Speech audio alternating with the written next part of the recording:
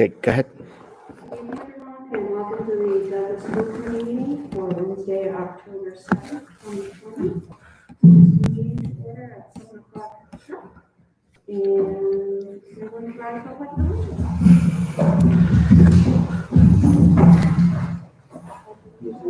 To the flag of the United States of America and to the republic for which it stands, one nation, under God, indivisible, with liberty and justice for all. I believe we are on YouTube live streaming. And we'll give you the link if someone wants to send in questions or comments. And Dr. Beer will monitor that. We do have some representatives from middle school tonight. We have Miss Emily Ramsdell and Miss Erin Condell. Let's talk to this microphone. Hey, right here. Good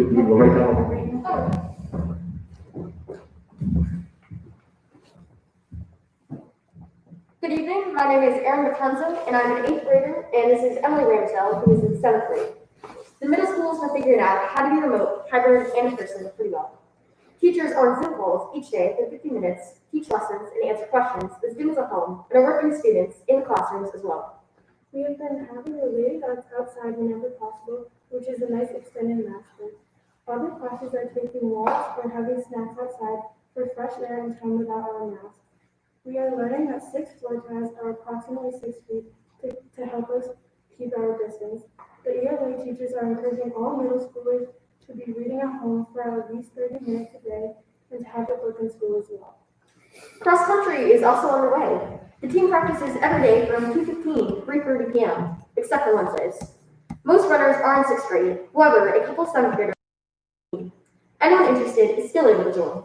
Their first meet is at home tomorrow against Whitensville Preschool. We wish them the best of luck. The group of 7th and 8th grade girls and boys are also playing JV soccer and field hockey with the high school. Student council and yearbook will be getting ready to pass out applications in the next few weeks. These groups will be virtually on Zoom at the beginning so that all students are able to participate whether they are in school or remote. Thank you. Well, hold on, we might have some questions. Miss Dilly, you tell you we might have questions? You're prepping for that, huh? No. You guys are awesome. Thank you. I think It was great. What's been the highlight of being back to school? Probably getting to see like the teachers again and get out of the house. Get out of the house? How for you? Definitely just socializing with friends, seeing people again. It's definitely been nice to actually get together with people again and kind of see what it's been like and get to work and kind of just get back into that routine. So you say you missed and you're excited to get back to work in the routine of school. I heard that right? Okay, you heard that right? Yep. Okay, fantastic. Thank you so much for coming out. Thank you.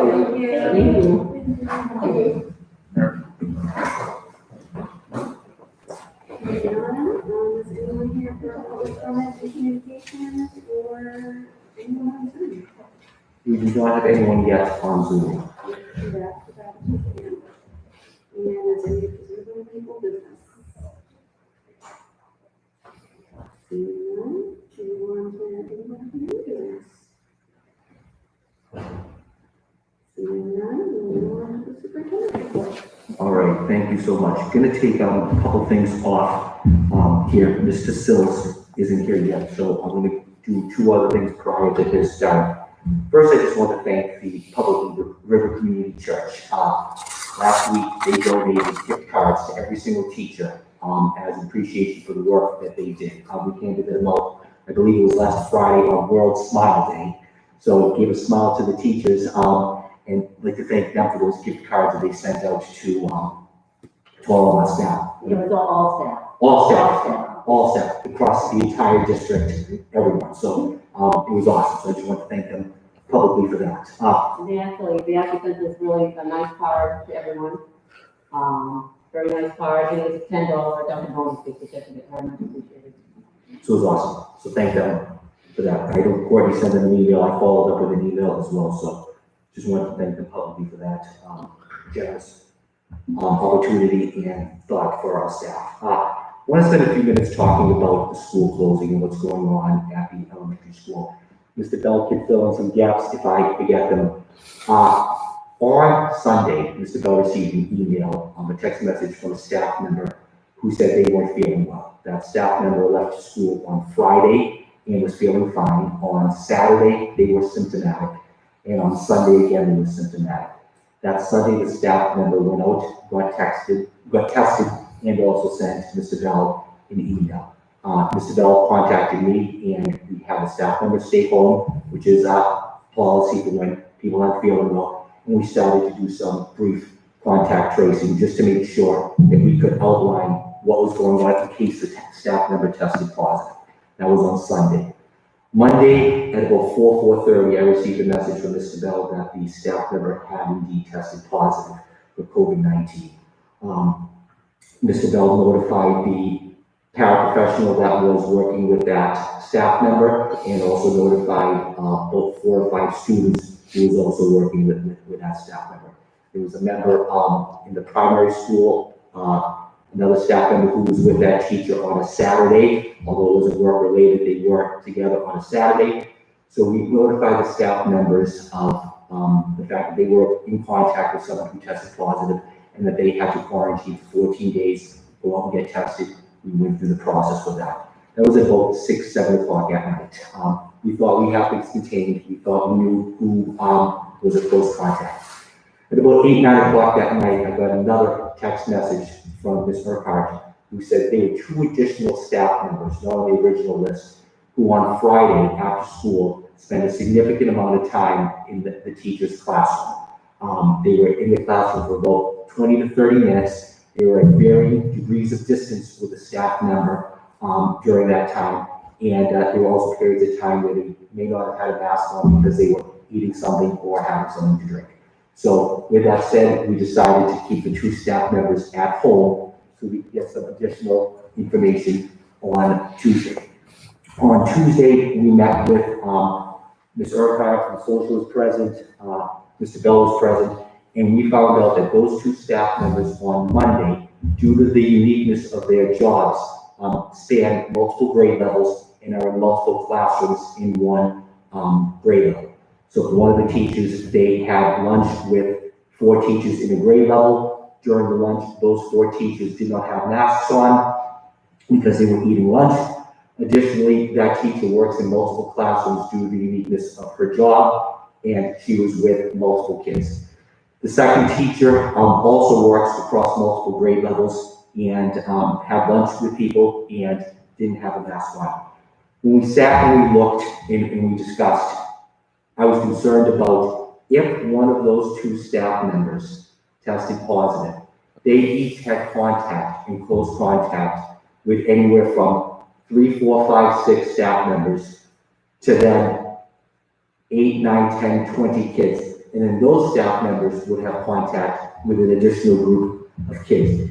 If we could have just isolated it to the original 1 person and half dozen kids, we would have stayed open. When we found out there were 2 additional staff members who had the contact for close to 30 minutes with a staff member who was positive, and they then had contact with additional staff members and kids, I erred on the side of caution. We were talking about it, Socia and I, on the walk up. If we had done nothing and those 2 staff members tested positive, and then we had to quarantine 8 or 9 staff members and 20 or 30 kids, and we knew about it and didn't act on it right away, it'd be irresponsible of us. So I erred on the side of caution. I realized the inconvenience this causes families with little notice to go to 14 days fully remote. But given the information I had, I couldn't in good conscience stay open, knowing there was a potential for multiple people to be tested. Since I believe it was last night, one of the staff members found out they were negative, which is great. We're still waiting on the second staff member, correct? Yep. And Ms. Socia, you're waiting on yours. So we're still waiting on 2 of the staff members to see their results. So we're optimistic, but again, we erred on the side of caution to make certain that if they did test positive, we weren't going to have an outbreak. So that's where we're at. Mr. Bell and Ms. Socha have been working on schedules. They've been working on getting information out to families. I sent a bunch of things out to families to notify them. As I get more information, I'll notify the committee and the community. But I just wanted to take this time to notify you and update you. Last night I did a Zoom at 8. I think we had about 120 people on there, and I notified them of what happened. Again, I wanted to make sure that people knew what was going on. I know how Facebook and social media can start spreading rumors, so I just wanted to at least have the opportunity to speak publicly to people and give them up-to-date information from what I knew at that point last night. How the staff members, so I've talked to all 4 staff members. The staff member who's positive, when I spoke with her on Monday, was feeling okay. Nanny talked to her yesterday, and she was a little bit worse, but she said not awful. The 2 staff members and the 3 staff members at this school that we spoke with were feeling fine. They were asymptomatic. One of the staff members said she's a hypochondriac and thinks she might have a sore throat, but doesn't really know if she has a sore throat. But the other 2 said they were feeling fine. And I spoke with them, 2 of them yesterday, 1 of them on Monday. Recovery and continue. I know. Can I ask about the primary school, because you said there was a staff member who was exposed potentially, who works at the primary? Correct. So, is that a, trying not to get quickly, are we talking a single classroom, or are we talking somebody that goes? So we're talking a single classroom. So, there was one person who works in one classroom. That person was out Monday or out Tuesday? In Monday, out Tuesday. In Monday, out Tuesday. We have the contact tracing to the one teacher that this paraprofessional was with and students. I spoke with the teacher, and the social and I spoke with the teacher yesterday. Because that paraprofessional knew that she was with someone who might have been positive and was symptomatic over the weekend. On Monday, she took extra precautions. She washed her hands extra, she wore a mask, and she maintained extra social distancing. I talked to the teacher, she felt comfortable with the teacher in the room. After we found out she was positive, she was definitely exposed to someone who was positive. She stayed home. We've done a lot of talking over the past couple of days about contacts of contacts, and yeah.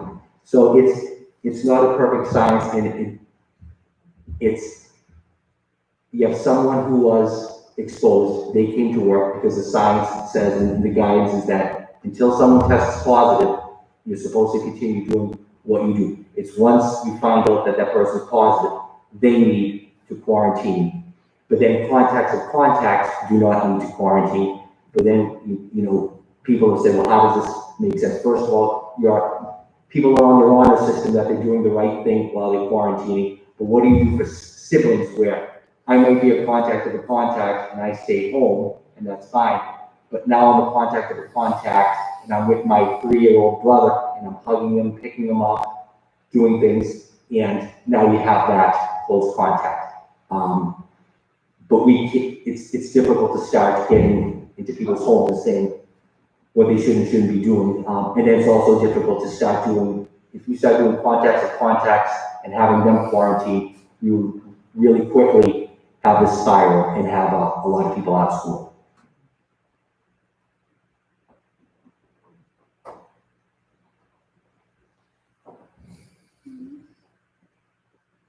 I'm struggling with it, I know you are. I've talked with Dr. Mayer before, and to be direct, I'm not struggling with the decision that he made. I think that it's the right decision, and I appreciate taking the time to talk to me. I think that the steps that everybody has taken makes a lot of sense. My struggle is with this definition of a sibling as a contact of a contact. So I think of those 4 students who were contacted, and to me, again, there's a very big difference between if I'm close contact, I don't need to notify you because we're adults with masks on, you're way over there. So you're a contact with me, but you're a contact with a contact, but I don't need to notify you. There's a difference between that and I go home and kiss my kids goodnight. So but it's no one's fault if that's the way that it's defined, and again, maybe understand how that opens the door to, well, if we say, okay, so, well, now we're gonna close the primary school, and then what if there's a sibling in middle school for using that, guideline, and we're closing all the schools, and, you know, it's very clear to me, from my personal experience and everything that I've heard, that people want to be in the buildings, kids want to be in the buildings. I think it's more effective learning when they're in the buildings. So I'm comfortable-ish with this balance that we're striking right now. I know there's no right answer. I just would really, really hope that everybody continues to be as honest as possible and that we just sort of stay on top of it, because I think the more proactive we can be, the more we can get out of this school year. Correct. You know, this is kind of like a decision time, safe amount of decision. Yeah. I appreciate staff for being honest and I think we just can all that comfortable. Yeah, I mean, I share some of these, without a doubt, like, just, to me, it's wrong. It's just watching it go. And, I, you know, I do, I have concerns about, so, you know, exposure that we've got second school and siblings, you know, and while I understand you can't really get ahead of it, it's that lag time. It's the fact that, and I'm totally okay with it, it's that on this decision to come to work on it, because there was no reason not to come to work on it. I'm not faulting that at all. That's the nature of this, though, is you don't know until it is too late. And I am biased by personal experience, so to me, erring on the side of caution, I would go further on the side of caution than anything else. I didn't want to discuss COVID, and I'm trying to figure out from work to dealing with like a full time situation. I feel like, but that's all I've been talking about for the past 2 weeks. But my question would be, I thought that if people were physically distancing, like 6 feet, they're wearing a mask, I thought that they weren't technically, there was no supposed issue with exposure. That's how we have actually changed that. They have changed the definition, the aerosolization, and they've actually said now that 6 feet is maybe not. Well, I'm talking about in our documentation that we had. Sure, so there, with, again, trying to be cautious to not identify staff members, but you have your regular ed classroom teachers. You have a high school English teacher who stands in the front of the classroom and kids are 6, 7, 8 feet apart and they teach. So you have that scenario. But then you have scenarios where you have teachers who are special education teachers, speech teachers, occupational therapist teachers. You have paraprofessionals who are one-on-one with students who need physical manipulation of kids in order to be able to move them and direct them. So we do have some staff members, due to the uniqueness of their jobs, are closer than 6 feet in some instances with people. We have some special education teachers who do testing of kids, and the way they're set up is they're gowned up. We have a huge plexiglass in front of them. We have a kid on the other side of the plexiglass, but the staff member needs to be able to stay close to them to be able to show them what's going on in the book and guide them through that. So we have all those layers of protection, but we do have some instances where they are closer than 6 feet.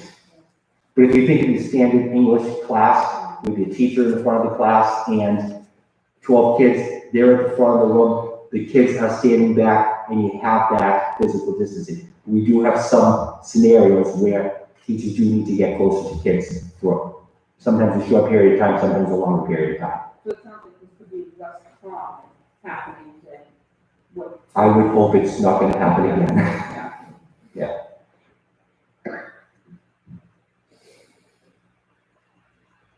I would just say, as a parent whose child is, now I'm going to be multicultural for 2 weeks, I think as a school, we would the right determination to prevent it to go elsewhere. So I appreciate the efforts. My heart goes out to the teachers that were affected, as well as the paraprofessionals, and I think our students might think of it as well. I think we made the right choice. We just have to do it. That's the biggest thing I think is all of us. well-being and the morale of everybody, and that includes the students, professionals, the staff, and the community at large, because we don't want it to turn into a big long. Agreed. And I would throw in there too, the caution that, I mean, you've mentioned a few negative results from the, contact, but I think most people know, I hope most people know that there can be multiple negative results before we show a positive after. The incubation time can be different for different people, so, this sport, I can see somebody looking at this and saying, well, this is an overreaction if the sick person is home, and the close contacts are testing negative, let's just go back to school and Tuesday, because we get caught in. But there's, a real reason to not. And then there's the rapid test, and then there's the other test. Can you remind me, after an exposure, are you supposed to, are we asking people to get tested immediately after? We're asking, so the guidance said, the guidance says you should wait 4 to 5 days after your exposure. That's what Jesse has sent out, 4 to 5 days after your exposure in order to before you get tested. So these people went out and got. People went out and got tested before. Before the 4 or 5 days, correct. So they still could, to this Giant's point, they still could in a week get symptomatic and come down. Dr. Guerra, Yes, sir. they were exposed on Friday and they were tested Tuesday and Wednesday, so the 4 days had passed. Okay, thank you. Okay, Thank you. yeah, no, that's what I'm just trying to figure out, if they were getting tested before Right, the 4 period, days. or they were tested again. Correct. Thanks, I don't know what day it is. And I forgot as well. Thank you, Mr. Bell. Right. Any other questions? Next on the agenda, one of the things that happens with the new superintendent across the Commonwealth is they get enrolled in the new superintendent induction program. Every superintendent spends once a month, pre-COVID, now during COVID, we do it for a full week, 3 days a week for 2 hours at a time. We meet and discuss various topics. And every new superintendent is given a coach to work with him or her for the 3-year-long program to help them along the way. One of the parts of the program is to have your coach come to a school committee meeting, watch, but also introduce themselves to the committee and the community and talk a little bit about the program. So I'm going to introduce John Sills, the recently retired superintendent from the Bedford Public Schools.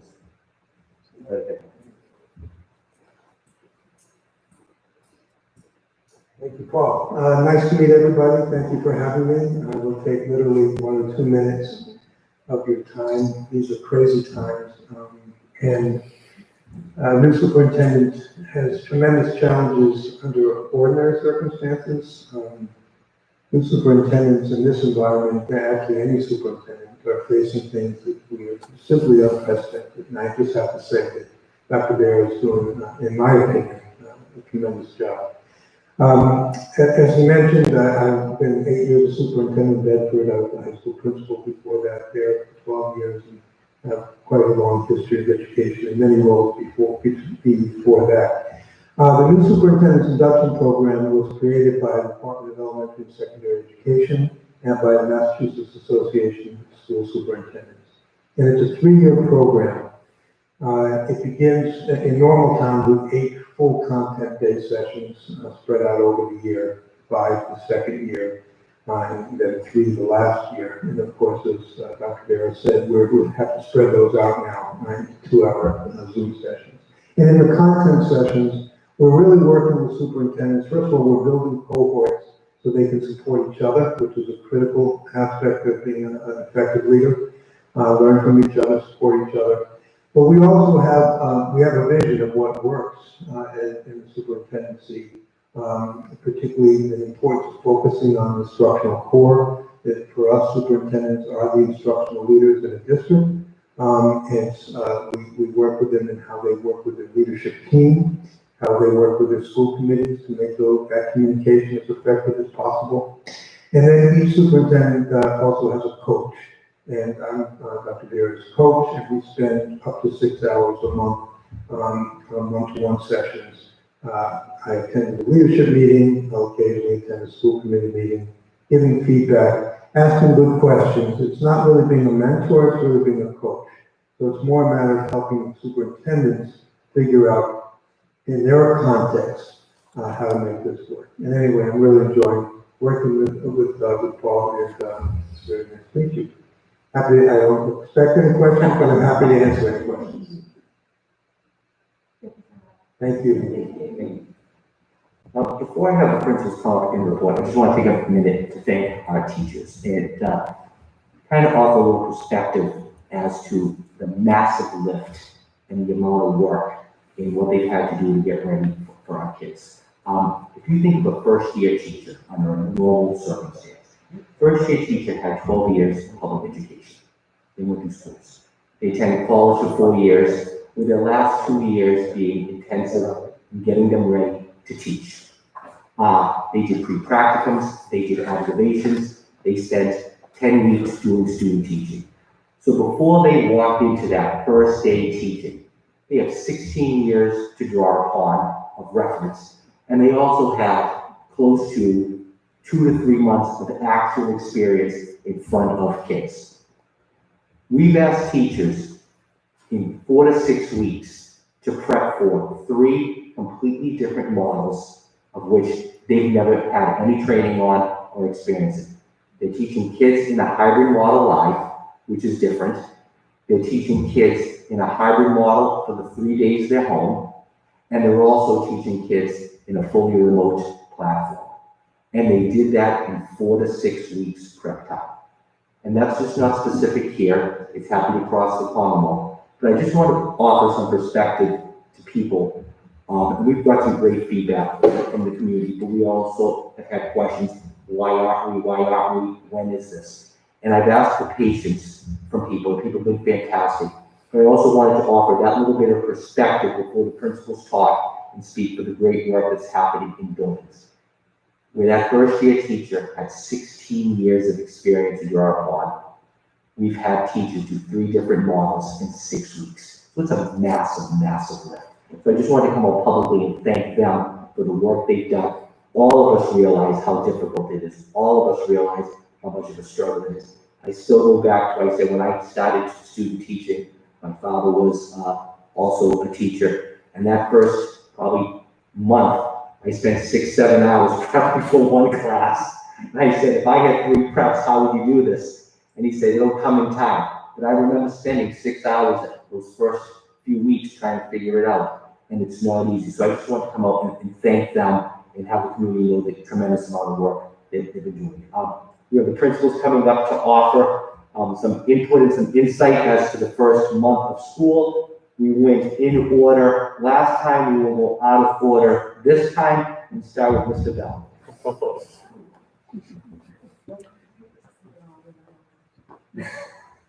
Cindy's hoping to try to say everything. How's it going, everybody? All right, so it's been an interesting couple of days at the elementary school, but before all that happened, we had an awesome start to the school year. Like Dr. Vera said, I want to say thank you to the teachers and the staff. I have been truly impressed with the time and commitment that they put in. They've been creative, they've problem solved. So many different things had to be worked out, and they attacked everything and worked together and came up with great plans. So it's been truly phenomenal working with them. I'm impressed with the elementary staff. I'm lucky to work with them. Over the last, I guess, August and September, we held a weekly community meeting. So we held 6 different community forums with parents in the evenings. We had 7 voluntary staff meetings. So as the school year got going, we had staff meetings after school each day to debrief and say what's working well, what isn't working well, and doing some problem solving. I've been meeting weekly, so I think I've had 10 different meetings in July, August, and September with Kathy Jost, our BTA rep at the elementary school, and just making sure we're on the same page with how things are going there. And that's been extremely beneficial. I was telling Dr. Vera the other day, she's helping best friend right now because we talk all the time, and it's been a very collaborative relationship. So, but through all those different conversations and meetings, we've been able to get a lot of feedback about what's working and what isn't working, which has really helped us. We continue to tweak and change and improve. And hopefully parents who've seen that on the Google Classrooms and the Zooms and the feedback has been immensely important. So keep sending that in because we need feedback to keep improving. Like Dr. Vera said, this isn't a science. There's nobody that has this perfect plan that we know works. And so we're changing on a daily basis, and we're having conversations on a daily basis. Next week, based on some of that feedback, we know our Google Classrooms, we're still having some trouble with how that's organized from the parent end when you guys log in, being able to find the information you need and get to where you need to go. So I have, I think, 6 parents and I have 4 teachers. We're all going to get together. We're going to let the parents say, here's what we're struggling with on our side. We're going to have the teachers say, here's why we organized it the way we did. And we're going to try to come to some kind of unique understanding of what works for everybody, because it has to work on the teacher end and on the parent-student end. And so that'll be, it was supposed to actually happen today, but because we had all our fun yesterday, we decided to push that back a week before we had that meeting. We are learning from home the next 2 weeks, and so that's it was a nice pivot for us yesterday. We were lucky today was a Wednesday, so the teachers already had plans that worked for today. And I know the teachers were working hard today to make sure. I saw lots of the emails going out to families saying, here's the schedule for tomorrow. And so we appreciate the patience with families as we do that transition. But I think it'll be fairly smooth because we've been doing the remote piece now. Some tweaks in format, but overall it's the same thing. Kids have been getting on their home base for hybrid learning, which is great. Like Dr. Vera said, with our COVID case, we do have the one staff member that's positive, but all the other tests we've gotten back so far have been negative, which is very exciting. I think we're still waiting on 3 people to have their results come back. And we'll continue to keep everybody updated on how that's going also, because I know people are concerned about the individuals involved, but they also want to know for their own benefit of making sure their kids are safe and in the clear also. So we'll communicate as we have more information available. Chromebooks arrived Monday, Scott, or Friday? Friday they arrived, but he's been working like crazy to get those Chromebooks up and ready to go. I think he's got about halfway through the Chromebooks. More than halfway. Yeah, 2/3 of the way. So as soon as those are ready to go, we will. Now that we're remote, we were going to just switch them out on the days kids were here. We'll notify families that the new Chromebooks are ready, and give time frames for people to sign up to come and check out the new Chromebooks and bring back their old device. And I think that'll also immensely. It'll make the technology just work so much better. The iPads are old and clunky.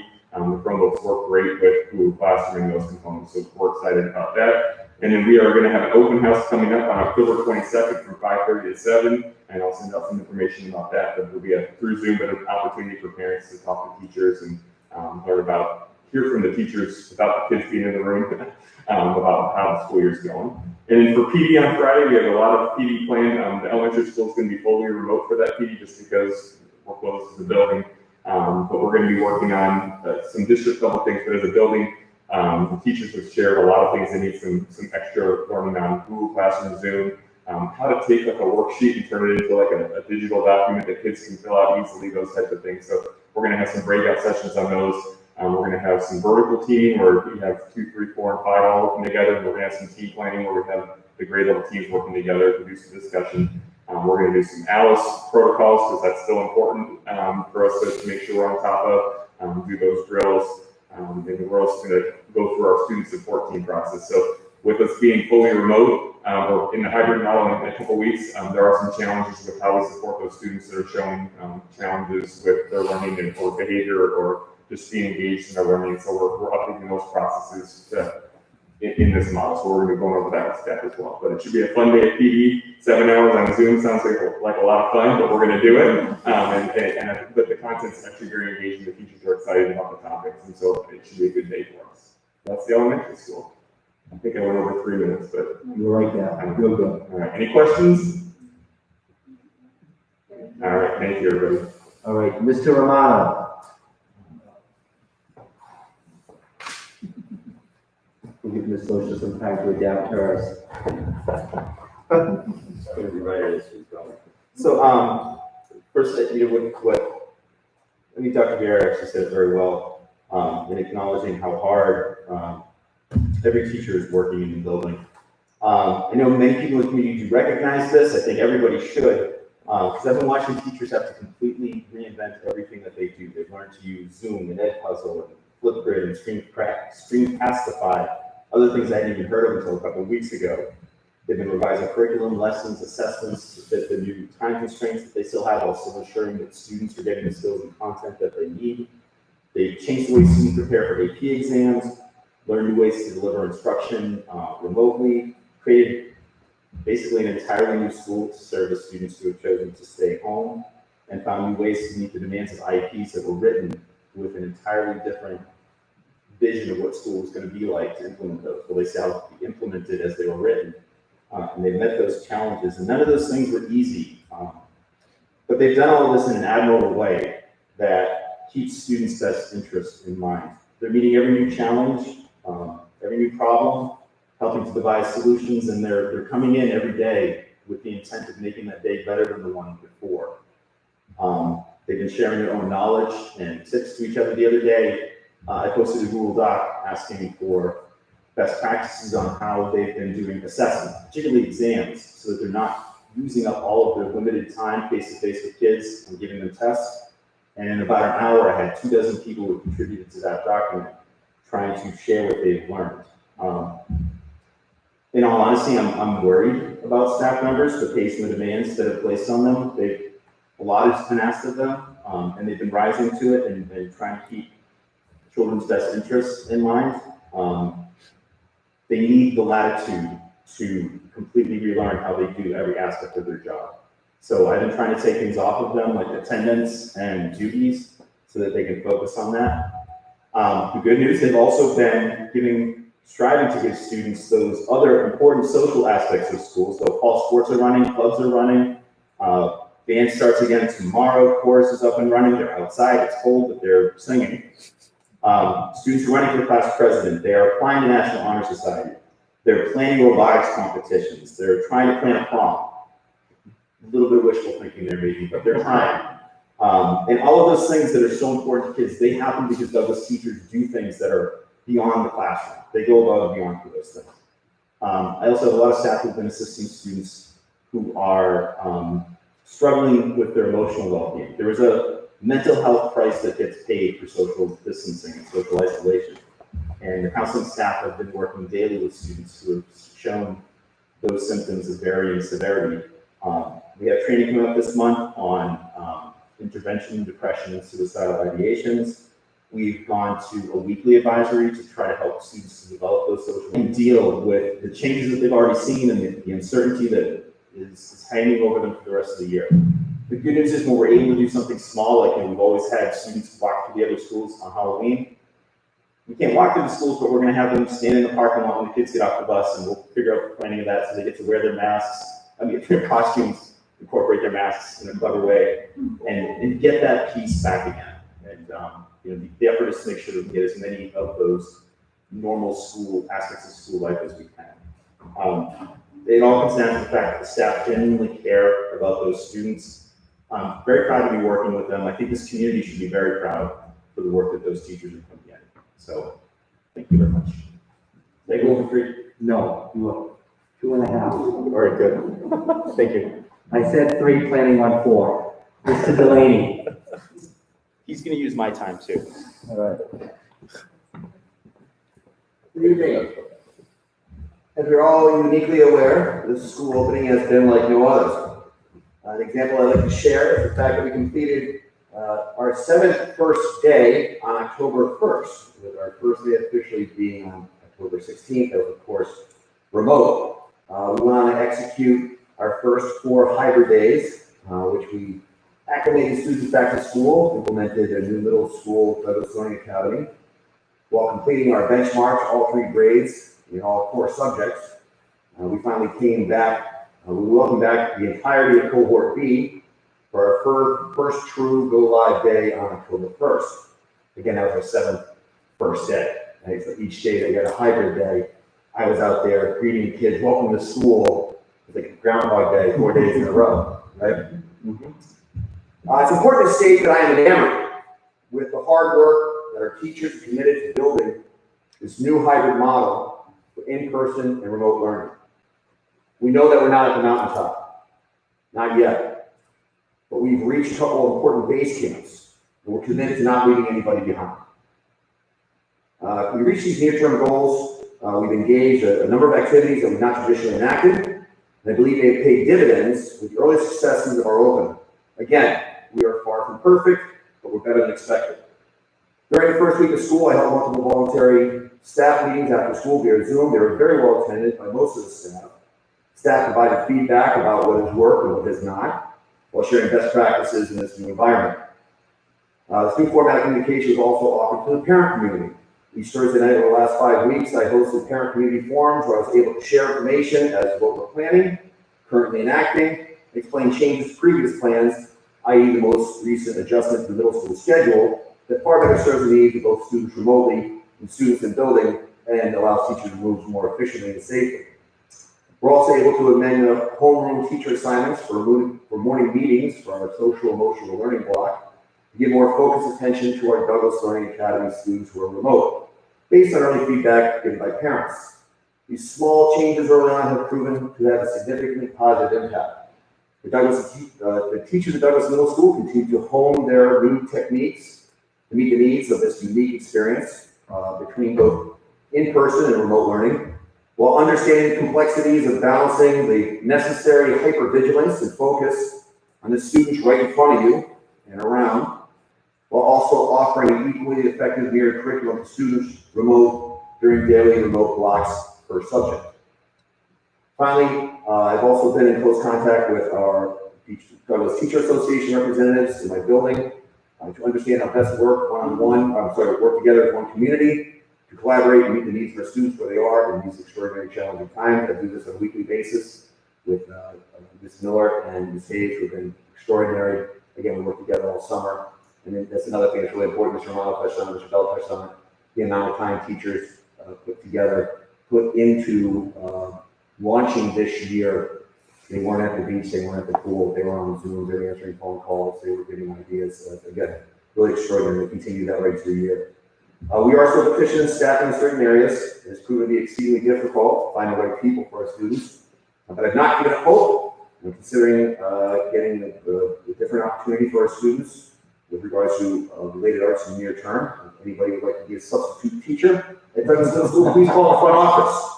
Right, our open house is on 10/29, it's a Thursday evening, and our building PD on Friday, and like what Mr. Bell talked about. So I will see my time to the next colleague. Thank you. Any questions? Yeah, open up new one, or is it not? Zoom. It's Zoom. So it's going to be, we're going to follow the schedule like we did last year. Your students will follow the schedule, we'll give it to the parents, and then the teachers will be there in a Zoom room as if you were to move into their room crossing the blocks. And I might sing and dance. Maybe. Ms. Phillips. I know, you saved the best for last, right? I was waiting to see if you would say that, but you still might come. I knew it. You knew it. I knew it was coming. The beginning of the year has been very busy, but I wanted to fill you in on some of the things that we have been doing at the primary. We really made communication a priority with parents, with staff, every day after school. During the phase-in days, we had a volunteer staff meeting. What are some of the concerns? The swings are too close together, so the kids want to swing. So, okay, so we send the custodian out the next day, he ties them up and puts a lock on the one in between. So those are the kinds of things that came out of those meetings. Nothing major, everything was, taken care of immediately. I meet weekly with the DTA building representative to discuss anything in the, issues that are concerns there. Communication's been great to have that ongoing, but nothing really has come up out of those meetings that needed to be addressed, which is good. We've had 6 parent forums weekly, providing parents with PowerPoint presentation, pictures. One, I had the nurse there so that early on, parents had a lot of questions about the health questions and concerns with that. We also had further on the remote teachers came on and did a whole presentation that night about the schedule and how do I log in, which Zoom link do I use if I'm in the remote day, but my teacher is somebody else. So that was helpful. Last night we had the preschool teachers on so they could address any questions that preschool parents would have. So I think that, parents are okay with that. They haven't had a lot to say. Sometimes they put it in the chat and they don't really want to speak on the Zoom meeting, but that's fine. Sometimes I'll get the email the next day. So the feedback's been really helpful because then I can address it. One thing that came out of it that was helpful for the teachers was they wanted these things posted the night before, because if they had 3 children at home, they wanted to know who needs to be on at what time and juggle the schedule. So I gave that to the teachers solved, done the next day. So it was helpful. I also sent out a weekly one-call email to parents with the highlights of the week, what's coming up, and the parents have been really appreciative of that. Last week I started my picture blog, which is always a highlight, because who doesn't want to see 5-year-olds and 6-year-olds, on the student day, at recess, during specials, in class, just enjoying school. Dr. Vera had a survey that went out to parents, and he asked them what worked well at the primary. Some of the comments were, the communication has been very good from the primary school, great attitudes with your entire team. The teachers are working so hard, and that as a parent, you can see that things are lining up with home and school expectations. Students are in the classroom and making friends and being with peers. What are some of the questions and concerns? Most of them were technology.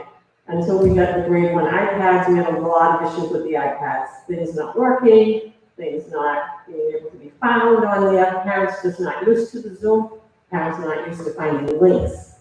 So we solved some of those because it calmed down this week. It just all of a sudden, no emails, no calls. The remote teachers are like, we can, have a sigh of relief here. Some of the concerns were preschool playtime. We haven't been using the preschool playground area because it's very small and we couldn't really space them out. So then we decided, well, we'll split them into a couple different groups and let them get out there. We can use in the track, which the kids love actually. They had questions about, like I said, the Zoom links, so that was a big one. So I've taken all the feedback, tried to address that and make things, improve for parents, for teachers, and everyone.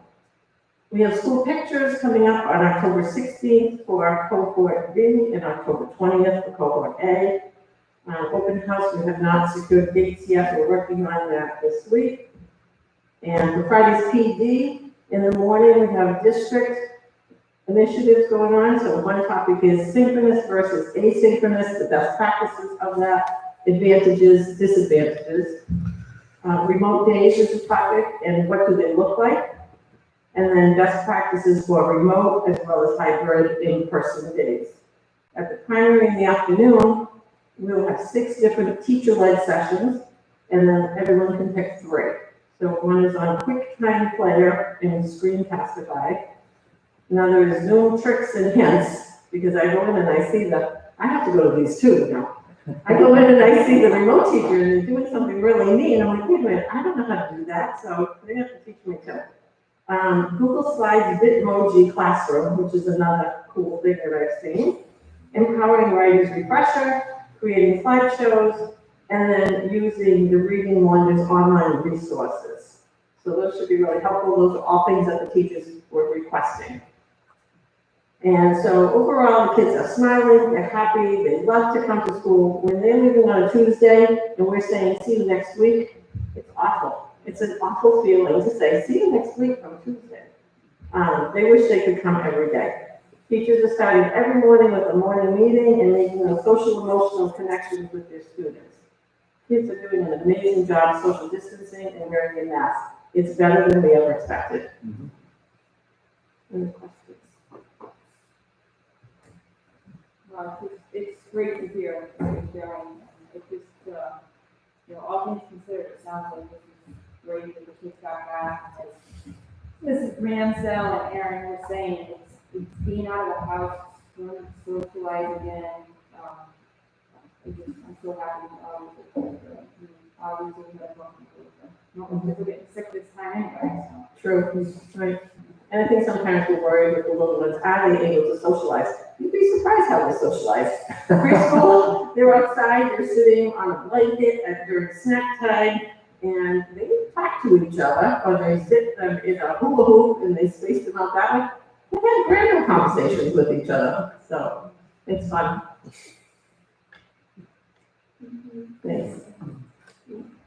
All I have to say is, you all did a great job, training your teachers and your staff, and I'd like to commend all of you for all hard work you've all done. I do have a concern over burnout for all of you, including all of the staff, parents, everybody.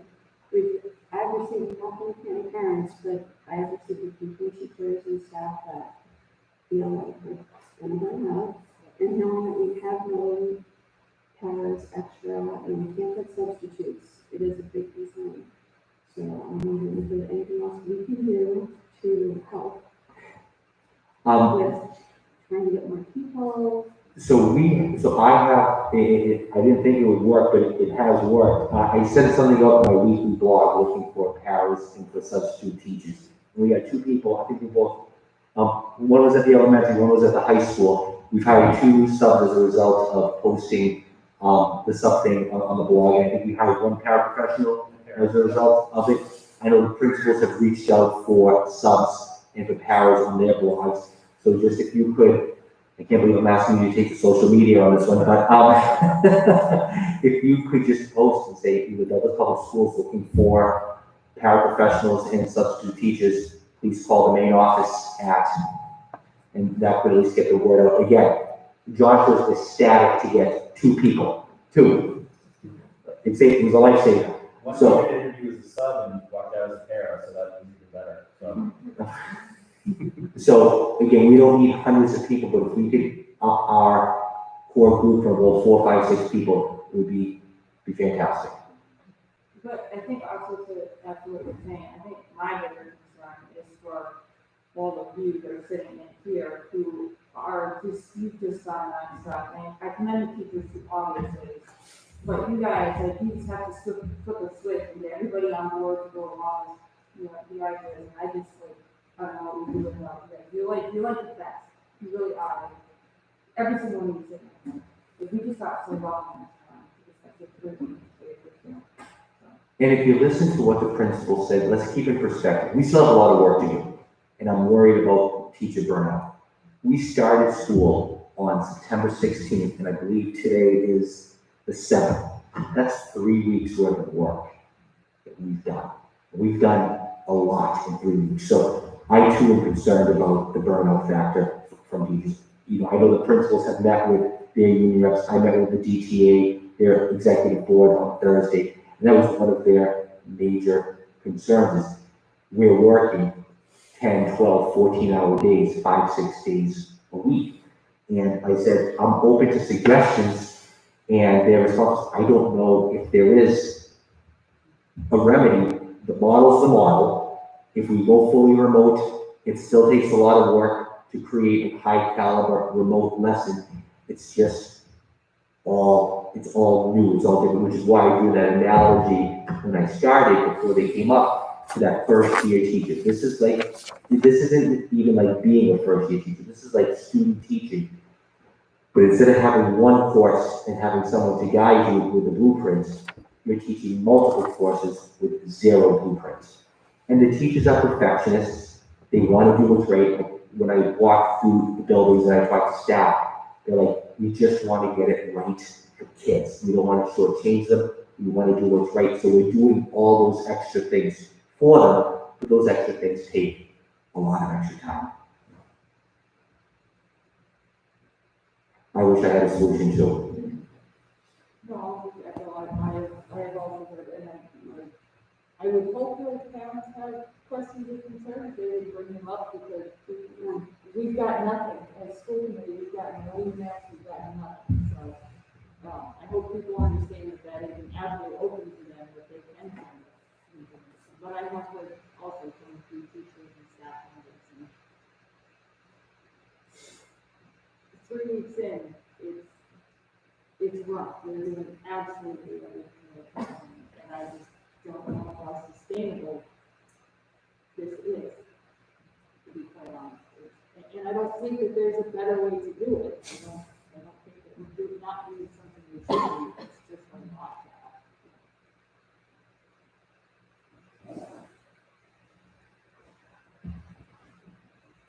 I don't know how you transition from this to enrollment. Transition to enrollment. So in your packet, you have up-to-date enrollment. We are down 125 students from last year.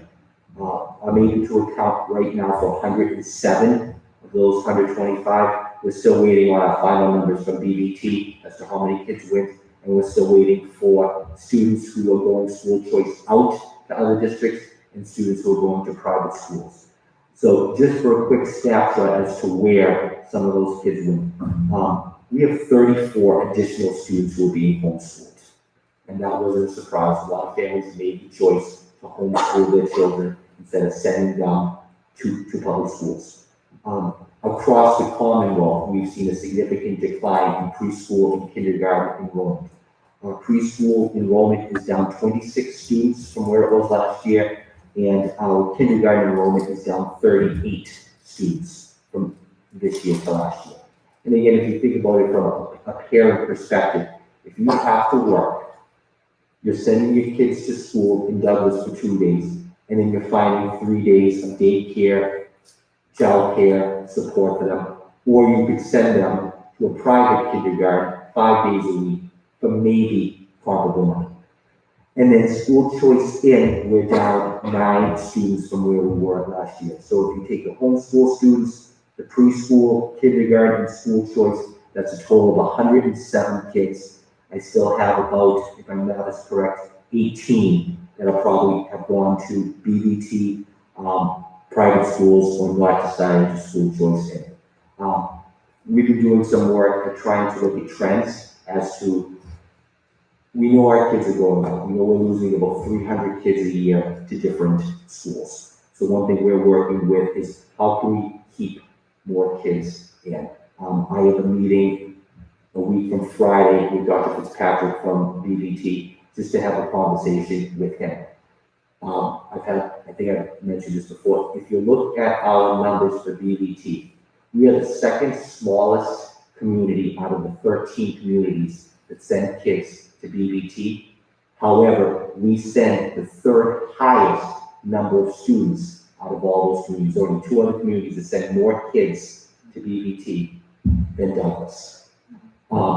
So I know we expressed some concerns as to what happened at town meeting, but I think we're just looking for an equitable proportion.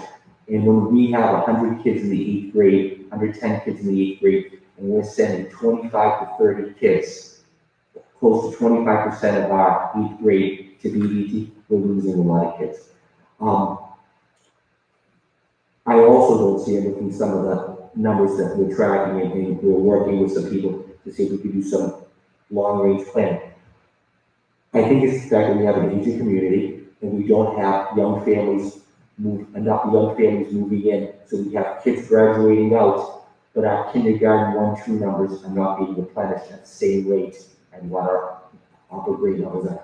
So the days of being at 14, 15, 1600 kids, unless we can find a way to keep kids in, I don't think we can count on new neighborhoods going in or massive influx of people moving into town. I think what we need to do is find a way to keep some of those 315 kids who are going out and keeping them in district. The more kids we have, the more money that falls into the school district. That's enrollment. Well, it's correct, that was definitely a hiring too, that was a concern that we share. Correct. I don't know if the students, but as far as PVT goes, is there a way to, I don't know. We'll see what happens when I have a conversation with him. I don't know. And then the other piece is how we have, in recent years, we're sending close to 125 kids to private schools. How can we sell and market the great things that we do? And you'll see some of that in the goals coming up shortly. How can we sell some of the great things that we're doing here to keep kids in district from going out? All right. Next is goals. One of the things that every superintendent has to do is present his or her goals publicly to school committee. After I share them with you, not only will I begin working on them, but I will also post them on the website for the community to see what they are. I think they speak a lot to my values and my beliefs and where I want to see the Douglas Public Schools go. The first goal, and I know there are 6 of them, so thank you for bearing with me. The First one's to create a strategic plan, what I'm calling a blueprint for continuous student improvement. I know that in previous years you have a moving the district forward goal. But right now we're living in a COVID and in a post-COVID world. And a lot of the goals that we have can be applicable. We also need to start thinking about what do we do once we come out of this pandemic. I'm concerned about the gaps that we have with our kids. I'm really concerned about our K1, 2, 3 population and what we can do for them. We don't know what the long-term impact of having kids at home for this time and how long this is going to go. So I'm going to use what we currently have and build upon that to build a strategic plan for the district. The next piece is something that I'm going to be working with Mr. Bell and the social on, and it's creating a literacy action plan for grades K to 5. It all starts with reading and writing. If you can't read and write, you're in trouble. It's that simple. And literacy goes beyond reading and writing. It's about phonics, it's about encoding, it's about decoding, and our teachers are doing a great job with that. But we need to look at a literacy plan. We need to look at how can we bring in more books for kids. Kids get excited if they have a book that they can read that engages them. If the book that you're reading for the chapter has to do with bugs, and you don't like bugs, you might lose a kid there. We also have to make sure that kids are reading books at their complexity level, at the level that they can access a book. It's great to do a whole class novel in the 5th grade, but if it's above a kid's ability level to comprehend the text and to comprehend the content that's in it, you've lost a kid for 4 or 5 weeks. So how can we build a plan that we make sure kids are getting the books that they need and have access to the books they need, and our staff has access to the books they need? If you think about this from a long-term perspective, you will see special education referrals go down in grades 5, 6, 7, and 8. If you invest in early childhood literacy and get kids to read and write at a stronger level in grades pre-K, K1, 2. I know music to your ears. So it's really important to me. I know it's important to Cindy and John, so that's another one of the goals. Goal 3 talks about making sure that we have instructional practices that meet the needs of students in our 3 new models: in-person, hybrid, and remote. So it's important. It's where we're going to be for at least a year. And I found it important to have it as a goal to make certain that we're addressing that, and we're going to continue to work with teachers on it to make sure that they're getting what they need and kids are getting what they need to be successful. The 4th goal is to be working with Mr. Delaney on looking at a middle school schedule and a potential change to a middle school schedule. I think it's important for us to begin to examine that. Couple things right now. Our 7th and 8th grade is on a different schedule than our 8th graders. It's just how it had to work this year. It's difficult when you're sharing staff across 3 grade levels, when you have 2 classrooms on different schedules, on different bell schedules. So I want to spend some time working with them, looking at our middle school schedule to make sure it's fully meeting the needs of our students. 5th goal is the importance of communication. How can we make sure we continue to communicate with parents? How can we continue to engage our families and have them engage with us? Cindy mentioned the survey that we sent out, and I sent it out for all building levels. We're having 60, 70 people respond. When we're doing our Zooms with staff, I think Mr. Romano said he's had more people show up for his Zoom sessions during this pandemic than he has for open houses. We need to continue to find a way to engage our families and to communicate with them and to connect with them. And if you think of this from a long-term perspective, a lot of our families are making choices to go to private schools, to school choice up, not at the K1 level, but at that 3, 4, 5, 6, 7, 8 level. We can engage families and show them the awesome job that we're doing. Hopefully we can keep more kids in district. And the last goal is to look at our program of studies at the high school. Mr. Romano and I have had lots of dialogue on this.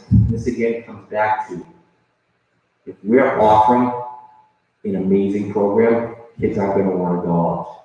So what is it that we're offering at the high school that's forcing kids to go out somewhere else that we can begin to offer, or can continue to offer here. So we're gonna spend some time looking at the program studies, looking at what area communities are offering some additional electives for kids.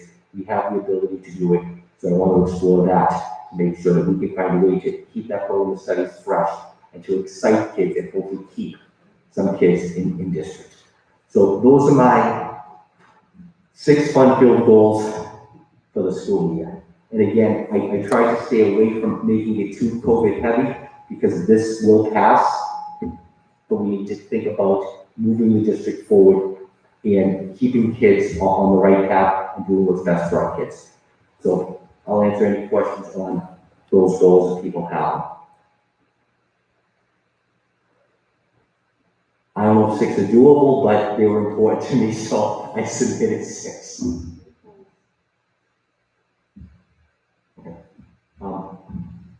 The last piece of my lengthy report, I apologize, usually it's not this long, is just to talk a little bit about, I know we've talked about it at different meetings, what I'm calling some liabilities for FY21.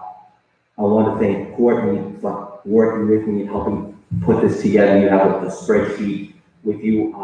Courtney was very helpful in not only getting me this information to get to you, but also populating this and walking me through it. And just for people who know Courtney, this was done on Google Sheets. And Courtney is not a fan of Google. So just to get her to at least humor me and fill in the document, I greatly appreciate more than people can even imagine. So thank you. So 3 areas really to focus in. I'll walk you through them quickly. The first one is athletics and our athletic program at the high school. And again, I'm very optimistic about it. It's costing us. Hold on. Where's the Google Doc are actually in the back of the appropriate agenda item summary. So the agenda item summary for the high school will collect all the user fees. Thank you. That's what's happening.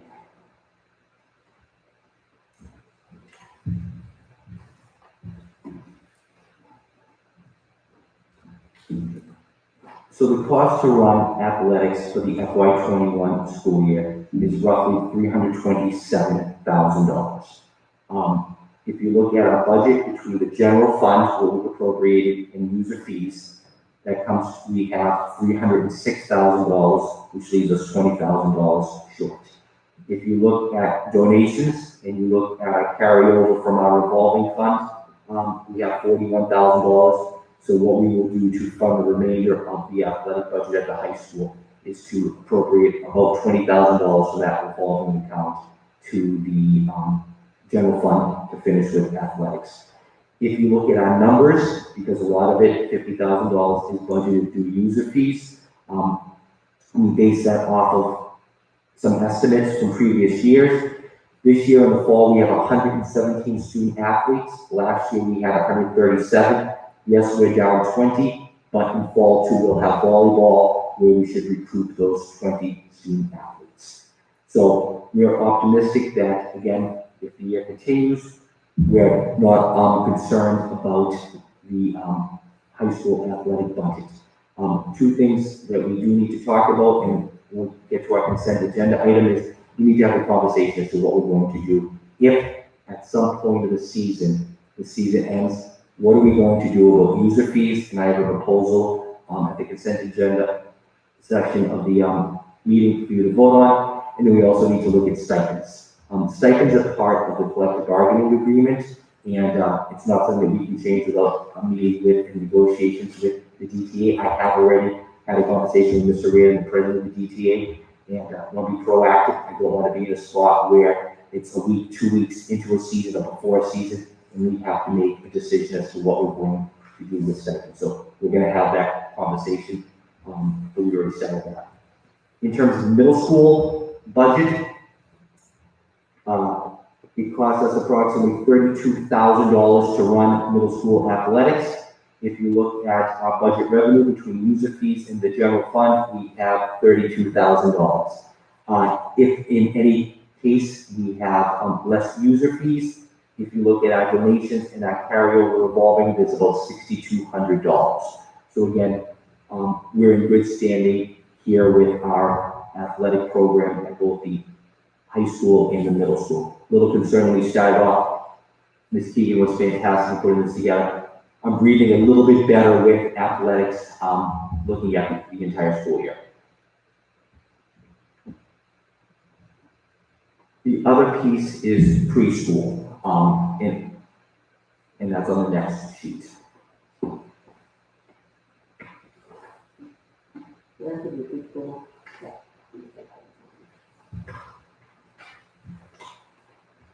Oh, and we want to know too, that this has been updated, and, the one that you got in your practice is the updated one. The one we sent out earlier. As I said, our preschool enrollment is down, we're aware of that. The total cost to operate preschool for this year is $304,000. We've appropriated about $156,000 from our general fund. We have about $9,000 in grants. If you look at tuition and our carryover fund balance, we're going to take $70,000 in tuition. That's our anticipated revenue for 32 students. And then we have $91,000 in our carryover revolving, and we're going to appropriate about $70,000 of that to the remaining part of our preschool, which would be our revolving fund for preschool and about $24,000. So provided we stay open for the year at our current levels of 32 students, we'll be able to keep our doors open, stay in the black, and have a revolving fund of $24,000. If something happens, that was one of the things Courtney and I spent some time talking about, we would have to look at either funding this through some vacancies, so for instance, some positions we didn't fill, or we budgeted for step 6, and we hired someone at step 2. We would have to look at the general fund savings of things we budgeted at a higher rate and came in at a lower rate, or ultimately, at the last point, we look at school choice. But right now, school stays open for the year, and enrollment stays where it's at. We will be able to keep our doors open and stay in the black, which again is something I was concerned about, but I'm optimistic. At the next, when we get to the consent agenda item section, we're gonna have a conversation as to a proposal as to what happens if we have to close and tuition going forward in a fully remote platform. So I have a proposal for that. I'm gonna ask the committee to vote on. The last piece, we're still doing some work. I don't think it's in your packet, but we'll present it at a later date. It's a school lunch program. And again, when I came to earlier, I was concerned because 4 days a week, instead of having 100% enrollment, we had 40% enrollment. And then on Wednesdays, instead of having 100% of the kids here, we had 0. I was worried how we were going to be able to maintain and sustain our school lunch program. A couple of weeks ago, we found out the federal government was going to continue with the program, offering free lunches to every student in the district, provided that the funding was there, or until December 31st, when it's supposed to expire, unless they extend it. When we told families that they could have free lunch, we saw a tremendous spike in participation, which was awesome.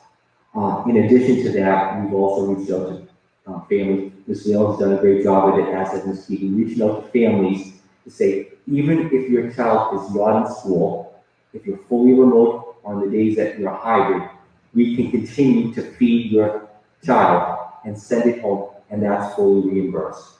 I sent a survey home to families on Monday, checking to see who's interested in going with this program. And as of right now, we're at 79 people participating, which is fantastic. So again, that's additional revenue.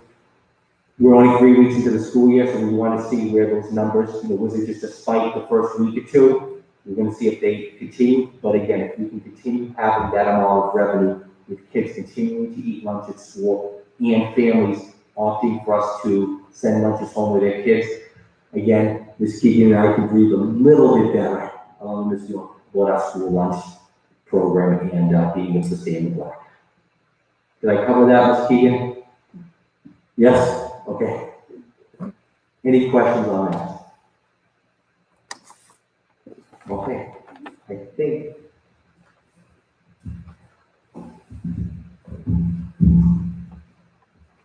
that is it for my report.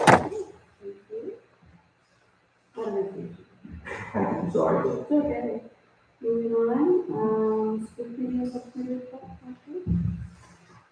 Page one, September 10th, five classes totaling $84,417.96. September 17th, three classes totaling $84,640.79.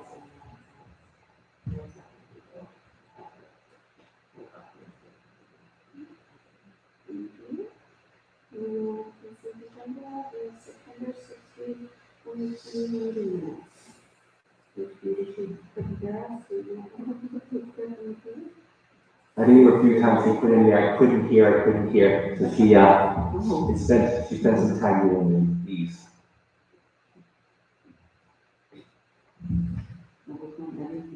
I didn't say anything either.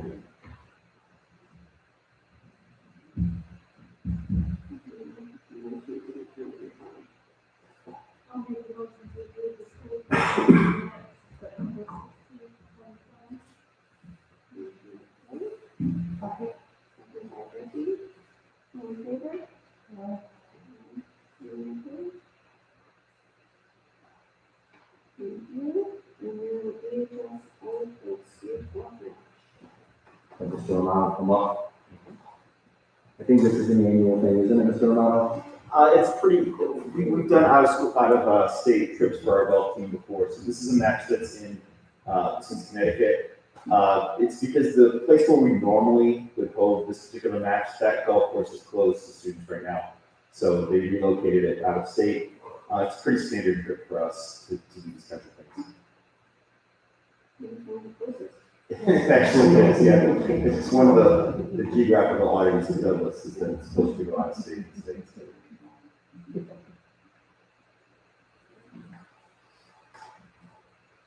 The motion to move to approve the trip to concentrate on October 19th, 2020, or infinite weather date to be determined for state and golf match.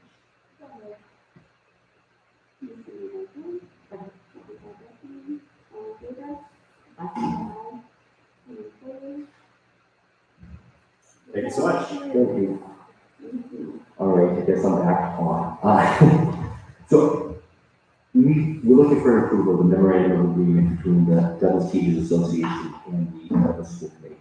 First and foremost, I want to thank Mrs. Secretary and Mrs. Warren for about 6 weeks of work with us to to come to this agreement. For people at home who are trying to understand what this means, we have a collective bargaining agreement with the teachers community on terms and wages of employment. So it outlines what their work day, what their work schedule, what their working conditions look like. Because we're now living in a COVID world, a lot of that doesn't apply. So we had to renegotiate many of our working conditions with the teachers union. We started in mid-July, and I think we ended Monday the 14th at 9 o'clock at night. We finally came to agreement. The teachers union ratified this memorandum about 2 weeks ago. I was waiting for the next school committee meeting to ratify it. We work well together. We work collaborative. It's a fair agreement. It's a good agreement. I believe it gives kids what they need. Again, just want to thank Mrs. Grady and Mrs. Warren for the time, but also want to thank the 7 or 8 teachers from the association who worked with us together again for probably 15 meetings at 2 to 3 hours a meeting to iron this out. So if there are questions on it, well, first of all, we need a motion, and we'll take some questions. Sure. There are the schedules attached to this. There are the schedules. As schedules are changing, or is it all agreement that we understand that schedules change? Correct. I don't think we've changed anything massively from when we wrote this. We might have done a couple little tweaks with, I know Mr. Delaney changed his bell schedule a little bit to add some passing time, but that was done with, again, what they've been doing is they've been working, they've been meeting every week with their building reps. As long as they're good with that. Yep. Oh, Sorry, can I ask a question? Sure. You were hoping for there to be. No. questions on this. I'm just hoping I remember we were intimately involved with this for so long, it's been a month now, kind of. So if you're gonna, Uh-huh, this is a changing situation, as you know, uh-huh. is, and I assume that most of them, I mean, I've heard this a few times, and thank you, again, I think I'll kind of all your time. But like, I have heard what you guys are. My question is really, if things change in such a way that, let's say, like we're talking about teachers right now, let's say in like 4 or 5 weeks, the teachers are like, hey, we negotiated all this stuff, but things aren't working for us, and like it's not working.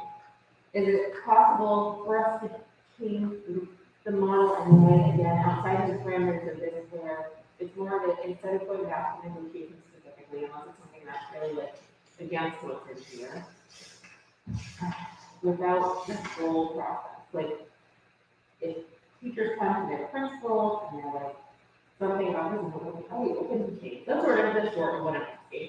Are we open to change even though we're signing this document that's very specific?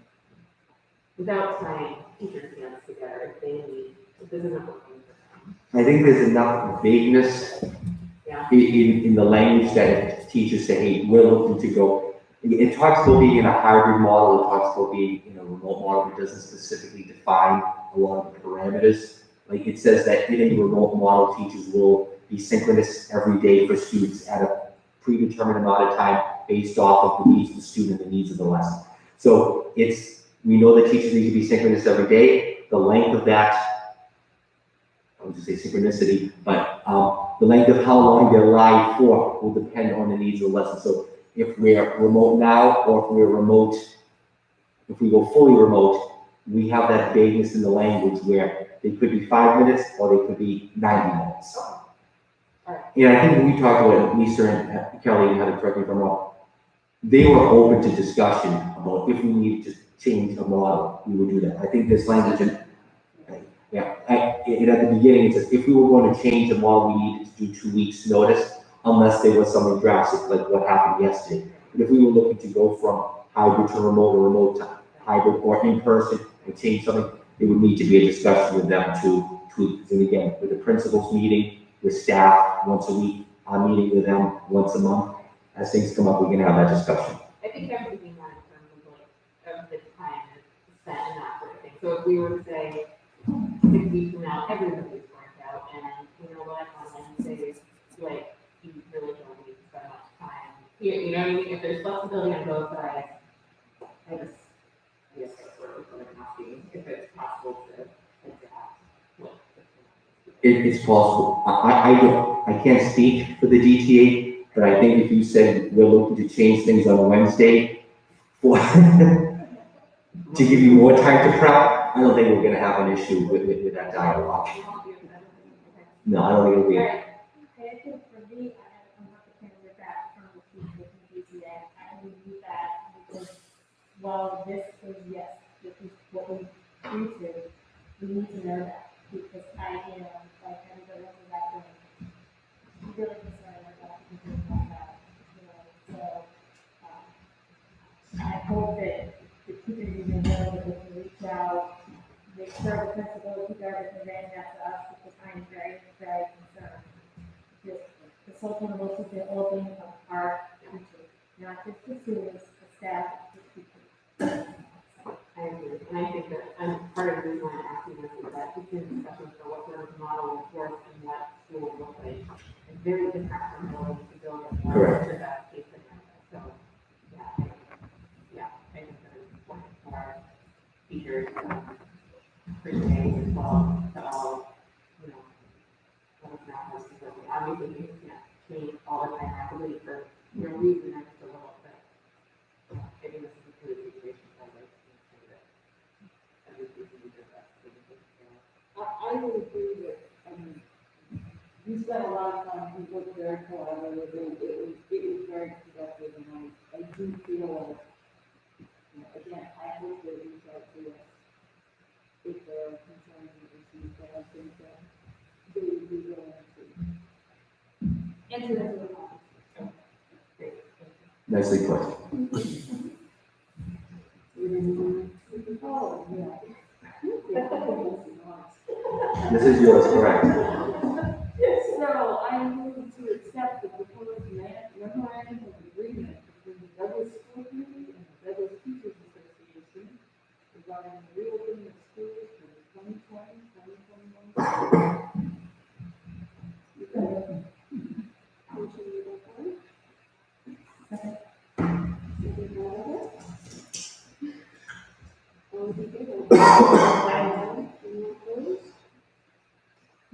you, and thank you for all of the work that everyone involved. It's lovely to see you so fun. It was. All right, too much talking for me right now. Next on the agenda is asking for approval of a refund policy for our athletic fees. We met with Mr. Romano, we met with athletic director, Mary Sokol. We reached out to area schools. The majority of schools are offering some form of a refund. I'm sorry, some form of a refund back to students. It varies the amount, it varies the percentage. We worked with the athletic director to come up with this, and this is the proposal for the committee. First thing is the athletic director will determine the total number of weeks in a season by sport, starting on the first day of tryouts and running through the last scheduled game. So for instance, our first practice was September 14th. That would be the first day of the season, and we would go to the last game. So he would determine the total number of weeks in a season. The total number of weeks would be divided by the user fee to determine a weekly rate. So for instance, for a lot of our seasons for the fall, it's 10 weeks. 10 goes into 200 relatively evenly. So we're looking at a $20 a week refund. Maybe $20 a week. If a season is canceled, the athletic director will determine the total number of weeks. Weeks start on a Monday to determine the total refund. So if we played 4 weeks, that would be $80. Student and families would be refunded $120. Once we get to 2/3 of a season of play of a particular sport, there will be no refund of the athletic fee. That's a proposal. We've talked to area schools. It's all over the map. Some schools are saying as soon as the season starts, you lose the money. Some people are doing it by number of weeks. Some people are doing it by percentages. Some people are doing it by games. Most people are offering some form of a refund. This is what Mr. Romano, myself, and Ms. Sokol came up with. I worked with Mrs. Keegan to talk about refunds, and she said, refunds are difficult, so it doesn't matter how you come up with a dollar amount. Ms. Sokol knows the dollar amount, so once we do that, we can issue the refund. I think it's very this proposal. I've been started, I was just, not a lot. The dark doctors every day. I think that's a very generous proposal. We're trying to be fair to families, knowing that if a season does get cut, 2 weeks in, 3 weeks in, 4 weeks in, we know what time's on like right now. We want to be fair to families.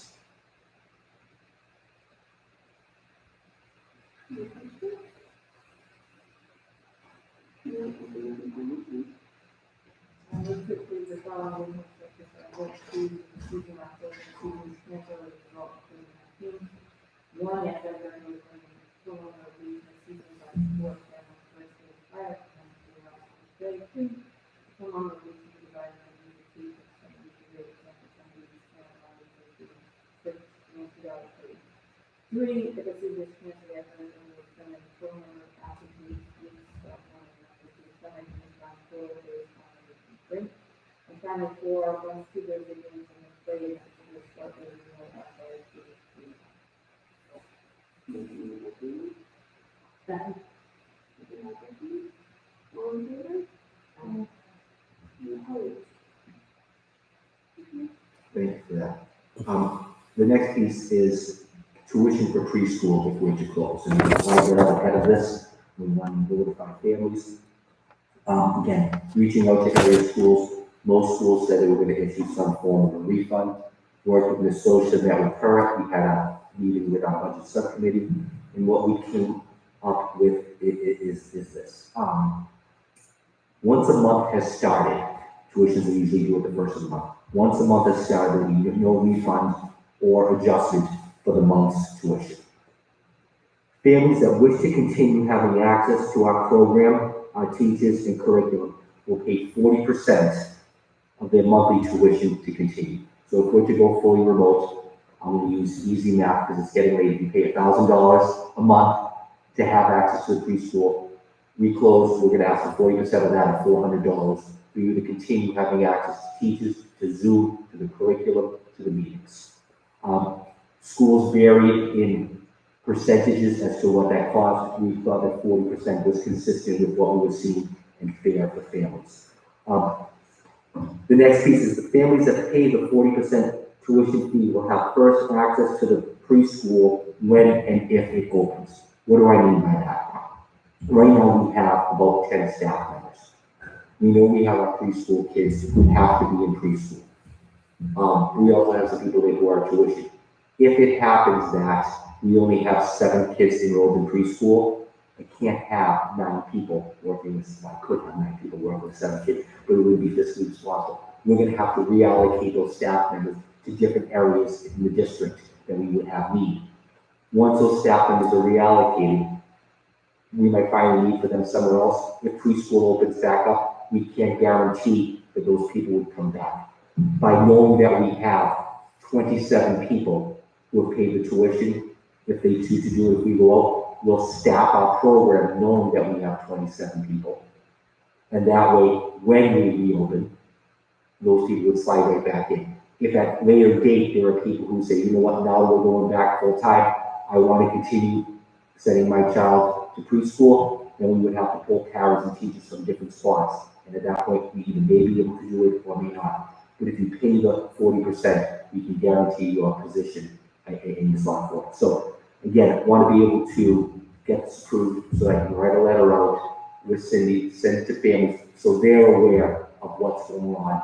If anything happens at some point between now and June, and we go on.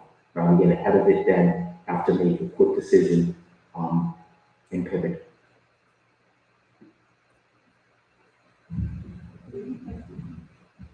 Cindy, did I cover that?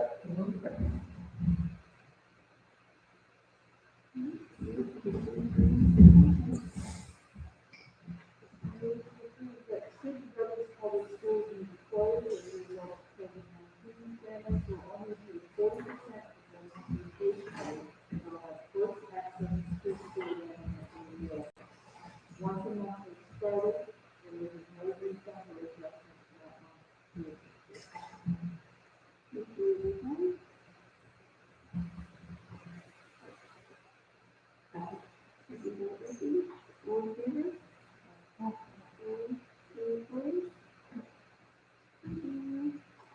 Great. And finally is, I'm asking for an additional FTE for the Douglas Middle School for a special education teacher. Ms. Urquhart, unfortunately, couldn't be here tonight, so I'm going to try to do her justice and present this. Our middle school teachers with Mrs. Delaney and Ms. Urquhart have probably spent the past 5 weeks trying to figure out how to get us scheduled to work, how to make sure that middle school students are fully scheduled and have the services they need so we're not out of compliance. They worked. They couldn't figure out how to make it happen. Neely gave me some background that I believe in the 18-19 school year, this conversation started. The middle school is the only building that doesn't have one special education teacher per grade level. I know in all the other grade levels, K to 8, there's 1 per grade level. Mr. Romano, I believe you have 3 for 4 grades. The needs are there.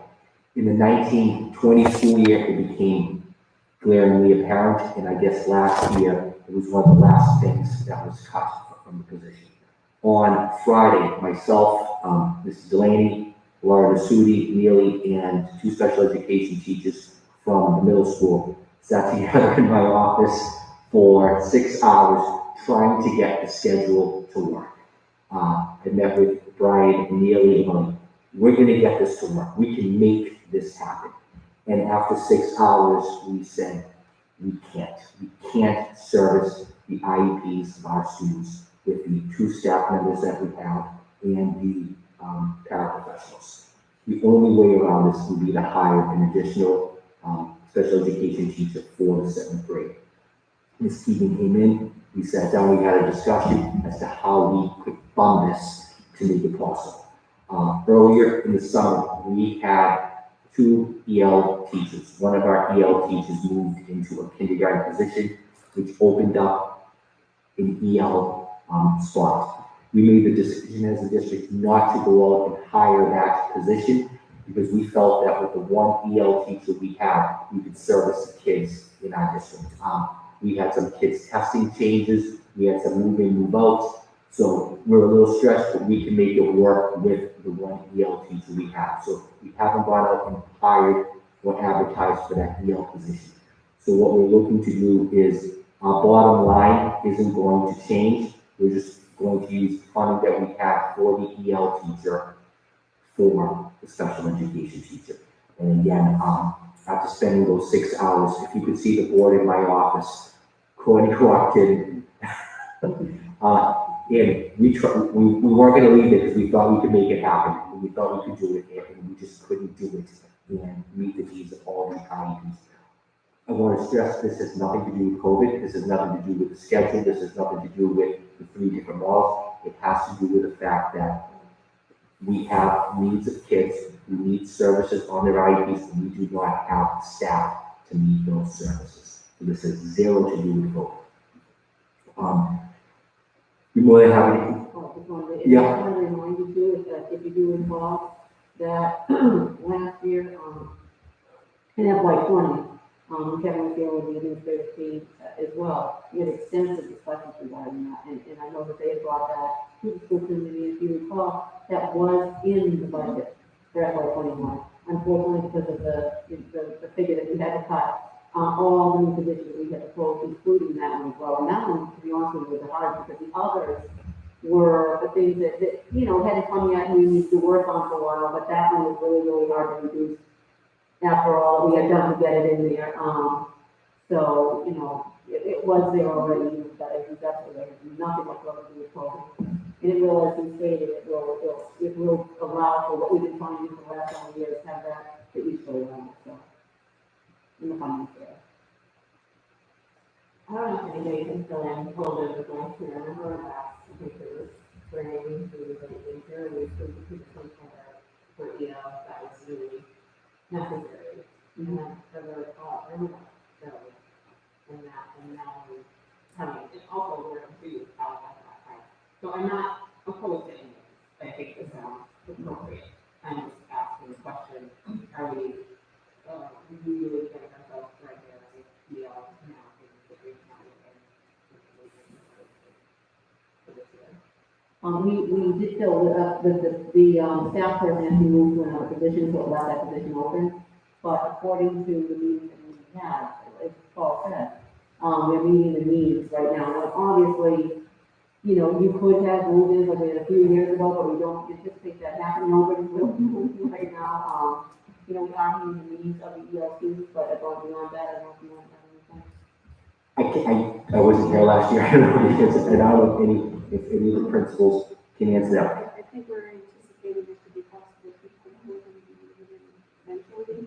I remember there was a student that was having separate kind of meeting, the specific kind of meeting can be with the services that we have at the time. And also with the youth, such a meeting we want to have.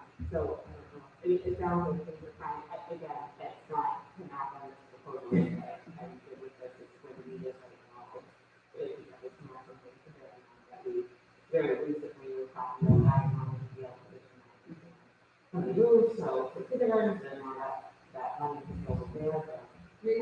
Well, because I remember that just when the next meeting was here. We can ask them. Because I do remember that discussion we were trying to figure out.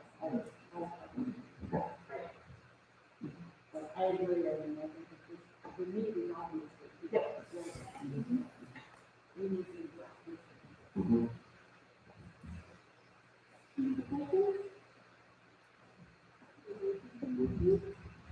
I need to approve the more and full custody special education teacher position, which position is to be funded within the general fund.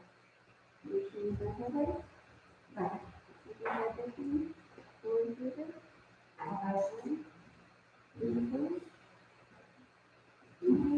I know I speak for the Mr. Delaney, Mr. Urquhart, Mr. Sudi, and middle school special education Thank you, thank you, thank you, thank you.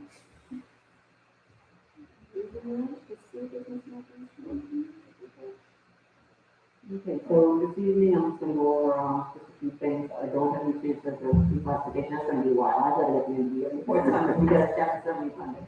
That's a priority. Starting tomorrow. Hopefully I can get extended to October 30th, so. So I do wanna talk about one of the things I do wanna talk about, as you know, with regard to bus transportation.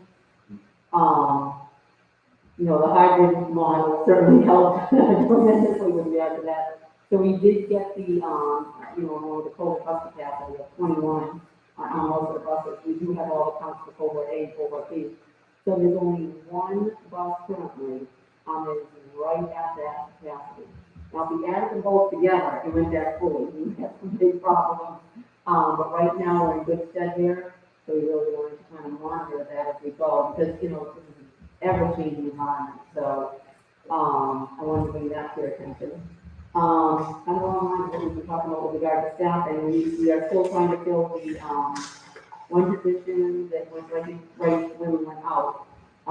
Just half at the primary school and half at the middle school, so custodian position, we never had a problem casting anyone, but we're very, really very hopeful. We're actually on our third or fourth kind of grouping of interviews, believe it or not. And we did have 3 excellent candidates, but, we come from school districts that, you know, they just ended up staying where they are, because if they lose their custodian, they don't find anybody either. So I think there's a lot of that going on.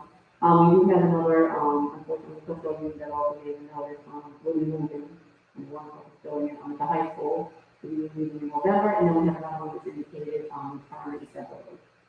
So, we are going to be steadfast and continuing with regard to that. We do, put out the subs all the time as well, but don't get much for the custodial end, so we'll be working on that as well. So I'll just talk about the River Community Church donation, which is very much appreciated. And I also want to let you know that yesterday we received a donation amount of $2,800 from the Fellows Athletic Boosters for the fall sports season, so that was very much appreciated as well. Moving along. Day by day.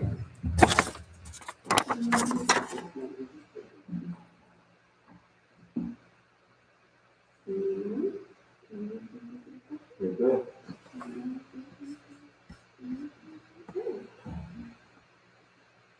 And if you're going to be to the home school community,